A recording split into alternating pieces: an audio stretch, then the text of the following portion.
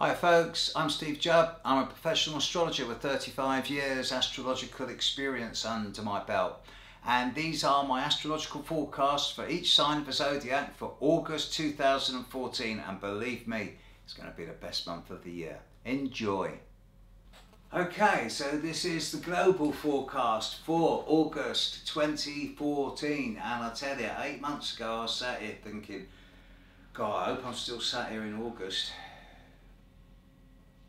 It's all changed. It's all changed. Everything's shifted.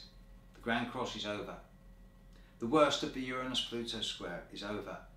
I'm sure as can be, that over the coming months and years there's going to be all types of echoes, reverberations, results, outcomes, which are going to be just as crazy and traumatic as recent times have been, if not more so.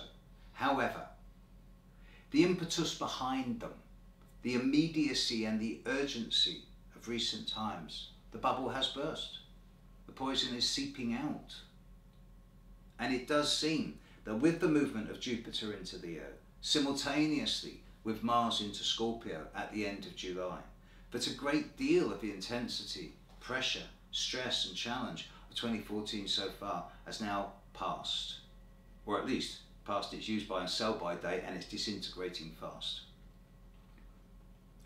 There are no signs of any new outer planetary changes at a large scale level over the coming month. If the single biggest thing that's coming up in the next 12 months is the inconjunction of Jupiter with Neptune, hey, am I bothered? This just means that a few people, and generically this will be people born around the 26th, 27th for their respective months, may find that this month does hold in it the capacity for both major undercutting and self-sacrifice, or ostentatiousness or overstretching. But in either case, no big deal. There's no sign of the intensity or gravity, the do or die, the endings and new beginnings, and the pressure cooker. Jupiter's gone. Jupiter's in Leo now. There should be much more exuberance, particularly in the first couple of weeks of the month, where Mercury is in Leo along with Jupiter. And yes, there's a great deal more fixed energy now. You see, in the first half of the year, it's all to do with cardinal energy, as in actions and developments and things like this. But it is during the second half of the year, from August onwards, that we see much more durability, steadfastness, resolution, and almost stubbornness and perseverance. So it does seem as if humanity as a species has changed course. And I, for one, am really looking forward to Jupiter in Leo. I think it's going to be great for the vast majority of people, much easier than the first half of the year. And I really think that we've got the opportunity now to come back out from underneath the covers, to stick our head above the parapet, and for most of us to start taking chances again. The full moon in Aquarius, yeah, okay, that's going to be squaring Saturn. That's on the 10th, ongoing. But then, that's just going to bring a degree of culmination of the closure process into those people who have been under Saturn's eye for the last 9 months. It'll just be the final low point before fresh growth rebirths.